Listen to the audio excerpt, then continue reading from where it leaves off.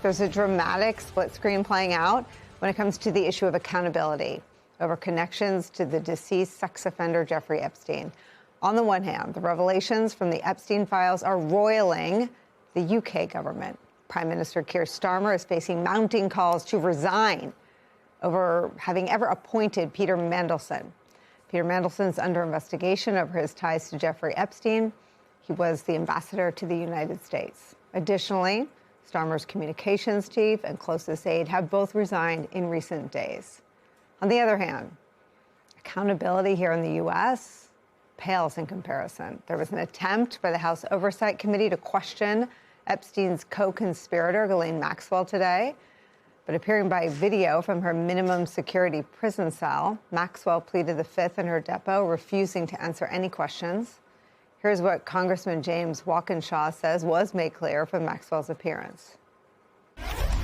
What we did get was another episode in her long-running campaign for clemency from President Trump. And President Trump could end that today.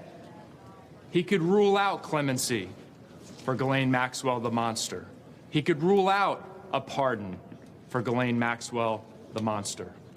The question for all of us today is, why hasn't he done that, and why won't he do that? Ghislaine Maxwell, of course, a convicted child sex trafficker. Also today, some members of Congress are starting to view the unredacted material in the Epstein files, and they'll be able to determine if the Department of Justice under Pam Bondi improperly withheld anything.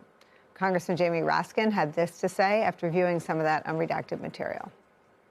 I went over there and I was able to determine, at least I believe, that there were tons of completely unnecessary redactions. I think that the Department of Justice has been in a cover-up mode for many months and has been trying to sweep the entire thing under the rug. The more that I've gotten into it, the more I believe that the survivors here, the victims who are now active citizens for justice, really are leading the way. And we need to be having hearings with the survivors to hear from them about their experiences so they can explain what happened and so they can begin to set forth a theory of what took place. We're going to have a chance to talk to another member of Congress, a lawmaker who viewed the unredacted material in the Epstein files, in our next hour. Meanwhile, though, more is continuing to come out about people inside Trump's cabinet and administration who had ties to Jeffrey Epstein, like the years-long relationship that Donald Trump's Commerce Secretary Howard Lutnick had with Jeffrey Epstein, despite making these claims in a TV interview a few months ago. The guy's gross. Right with my wife. He's gross. The guy's gross. This was not, the deep nuance of Howard Lutnick. This guy's gross. Right.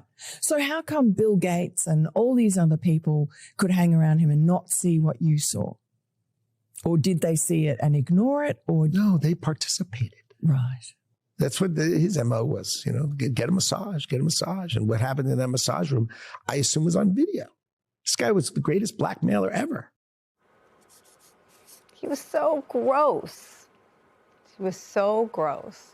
But the New York Times is reporting this on what the Epstein files released by DOJ about Lutnick and Epstein's relationship. This is what's in there. Quote, they invested in the same privately held company together. They dealt with one another on neighborhood and philanthropic issues and appeared to have socialized in New York and in the Caribbean, the records show.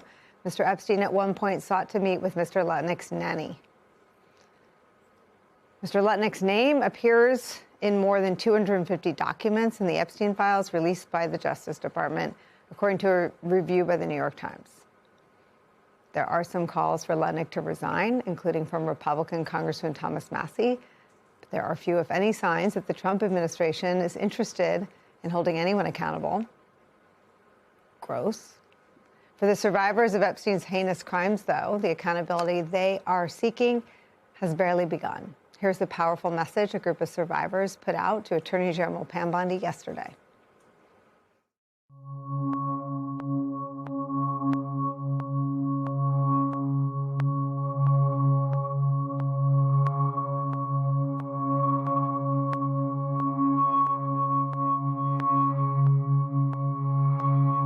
After years of being kept apart, we're standing together. Standing together.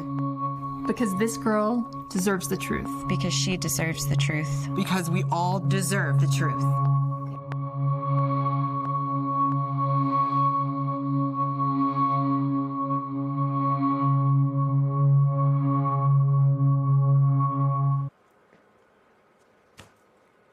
So where to start?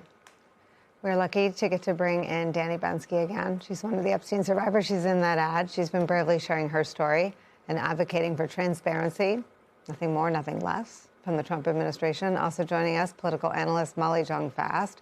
She's the host of Fast Politics. She's a New York Times contributing opinion writer with an incredible new piece out on this topic. Also at the table, former U.S. Attorney, former Deputy Assistant Attorney General Harry Lemons here.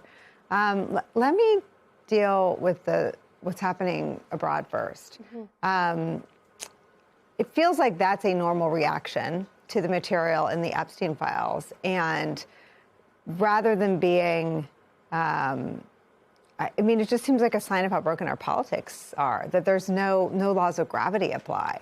What's happening in the UK feels like a normal reaction to frequent appearances in the newly released files of a dead convicted child sex trafficker. Yes, well, there are investigations, right? And so even like I'm getting interview requests from Norway because Norway is taking this so seriously, and it just shows all of the flaws that are happening within our government right now. It's sort of just like when Ghislaine is pleading the fifth. That almost feels like such an admission of guilt. It doesn't almost. It does feel like an admission of guilt. Trump thinks so, too. Trump said that about people that take the fifth. I mean, it's all about, like, seeking clemency and not saying anything and all that. And it just feels like, we're just continuing to double down on the cover-up.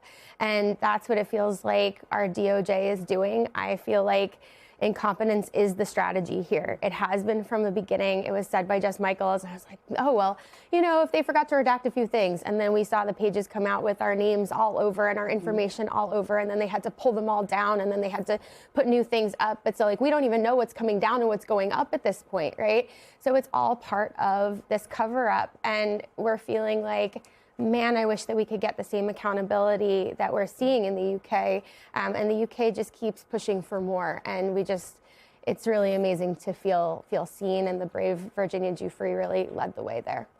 Do you think there's any way that the investigations they're pursuing in the UK will reveal the actors here that our own DOJ won't? We certainly hope so. We certainly hope that the more countries investigate, the more they'll find this sort of coercive control and foreign leaders that are involved and be able to really dig in and see the scope of what we're talking about. I do want to mention, we talk a lot about the participants right now. We're talking about a lot of foreign leaders and domestic leaders. But I want to talk a little bit about making sure we're getting the inner workings, right? So making sure that we are looking at the co-conspirators right here in this story, because we saw 3 million pages. We know that there are more, but instead of focusing on the 3 million that we don't have, I think it's really important to look at the 3 million that we do and remember that this enterprise absolutely did not run by itself. Indike and Khan are going before the House Oversight Committee. Les Wexner will be in front of the House Oversight Committee, and I think our fear is that they follow what Ghislaine did today and plead the fifth, and we don't see any real information. But again, that's an admission of guilt in its own right. So, yeah. Say more about that. So your worry is that the conversation about everything that has not been released is going to obscure all the new information we have, the tens of thousands of mentions of Donald Trump and others. We have so much information and it needs to be investigated. And I find right now, the focus has been on, survivors wanted everything out there. They wanted the transparency out there, and now they want to walk it back because all their information is out there. When it's really about the bigger picture here, right? It's about the fact that we are not investigating perpetrators, whether they were internal or participants. We need to go after them. Molly, this is the substance of what you write about. Talk about it. Yeah. So I'm so grateful to the survivors, because we would have none of this if they had not put them, they've been so traumatized. For the reason the law exists and passed. And the reason that we know any of this is because these women kept saying for decades to the FBI, please, please, please listen to us, right? More than 1,000 women. This is probably like the largest sex trafficking hopefully in American history. Hopefully there aren't larger than this. And we have almost zero accountability. And I think one of the worst moments was Kash Patel sitting up there saying that the only person involved, that ever trafficked was Jeffrey Epstein to himself, when we knew that wasn't true. And Kash Patel knew that wasn't true because he said on Joe Rogan's podcast that there were mountains of evidence. It's just incomprehensible to me. So the thing that I have written about and that I continue to write about and that I hope that I won't eventually have to write about is the fact that these women, this is just, you don't even need, the big conspiracy here is that these women were not listened to. That we did not, that they did not trust them, that they just ignored them, that they did not investigate. I mean, the thing that you see with the redactions is that there's so much cover up of just the inability to do their jobs, right? Where they didn't follow leads, where they didn't investigate, they didn't search properties, that they didn't investigate, even with the unredacted images, right? They put these, the Wall Street Journal reported that 43 names of victims were in those files. So they didn't redact those names. They didn't redact a lot of images. That was, I talked to a reporter from the Times who said that they had to call the DOJ and tell them that these unredacted images of these women who may have been children at the time were in these files. So there was it was incompetence, it was neglect, but it was also, I think, and we'll see more of this, but we'll understand more of this, but there were redactions of likely men that were involved in this too, who are being protected, and then not redacting the victims' names who should be protected.